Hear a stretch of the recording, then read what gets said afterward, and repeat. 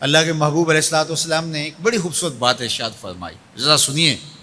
اور اس کا لطف لیجئے، اور حضور کے دیے گئے اس وعدے پہ دل کے قرار کا سامان کیجئے۔ اللہ کے محبوب علیہ السلام نے ارشاد فرمایا کہ من یکفل لی اللہ یسأل الناس شیئا، جو شخص مجھے اس بات کی ضمانت دے کہ وہ اللہ کے علاوہ کبھی بھی کسی سے کوئی سوال نہیں کرے گا، جب بھی کوئی مشکل ہوئی، جب بھی تکلیف ہوئی تو وہ سوال مالک کی دہلیز پہ کرے گا، وہ مصلی بچھائے گا اور رب سے کہے گا میرا مسئلہ یہ ہے۔ جو شخص مجھے یہ ضمانت دے کہ وہ اللہ کی دہلیز پہ اپنے سوال رکھے گا، اللہ کے علاوہ کسی سے نہیں کہے گا، اللہ کے محبوب فرماتے ہیں اتکفل لہ بالجنہ، میں اس کو جنت کی ضمانت دیتا ہوں۔ اور یہ روایت حضرت ثوبان رضی اللہ تعالی عنہ سے مروی ہے۔ حضرت ثوبان نے جب حضور سے یہ فرمان سنا تو انہوں نے کہا حضور میں ضمانت دیتا ہوں، میں زندگی بھر اللہ کے علاوہ کسی سے سوال نہیں کروں گا۔ اور صحابہ نے پھر اس پہ عمل کر کے دکھایا۔ صحابی کا کوڑا گرتا ہے اور وہ بھی گھوڑے سے نیچے اتر کے خود اٹھاتا ہے،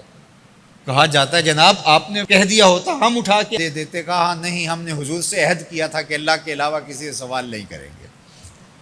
تو انہوں نے اتنا لحاظ رکھا اور اپنے وعدے کی پاسداری اس انداز سے بھی کی۔ تو یہ ہے وہ دولت جو کسی بندے کو اللہ صالح اعمال کے نتیجے میں عطا کرتا ہے۔ حضرت حسن بصری رضی اللہ تعالیٰ عنہ فرماتے ہیں کہ یہ کسی شخص کا ضعیف یقین ہے کہ جو اس کے پاس موجود ہے اس پر اس کو اعتماد ہے،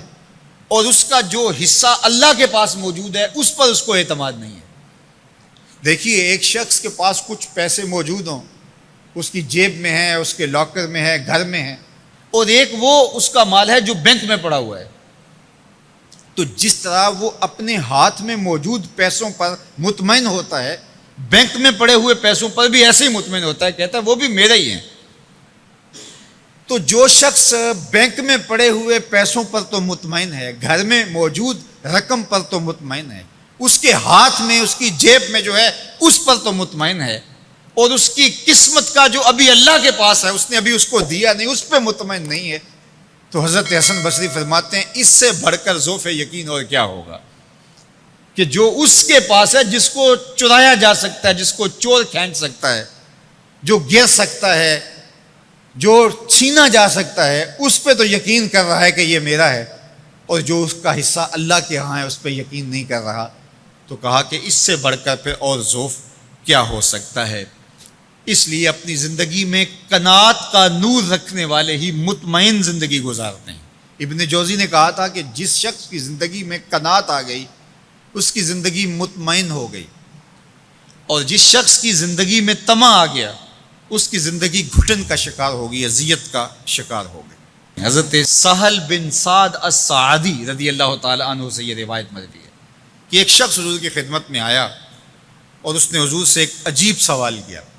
اس نے کہا حضور مجھے کوئی ایسا عمل ارشاد فرما دیجئے کہ اگر میں وہ کروں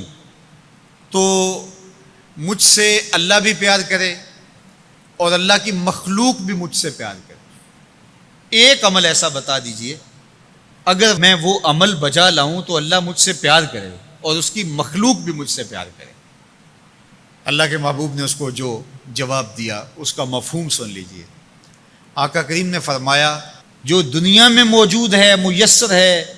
اس سے بے رغبت ہو جا، تیری ضرورتیں تو پوری ہوں گی، اس میں تو کوئی شک نہیں، لیکن تیری رغبت ادھر نہ رہے، زہد فی الدنیا اختیار کر لے،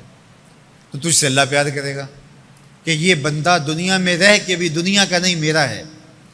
اور جو لوگوں کے پاس ہے ان سے بے نیاز ہو جا تو لوگ تجھ سے پیار کریں گے، اور اگر تو لوگوں کی جیبوں پہ نظر رکھے گا اور لوگوں کی دولت میں، ان کے مال میں تجھے رغبت ہوگی تو فرمایا کہ پھر لوگ تجھ سے دور ہٹ جائیں گے۔ تو اللہ قناعت کا نور عطا فرماتا ہے شخص کو جو اچھے اور صالح اعمال بجا لائے۔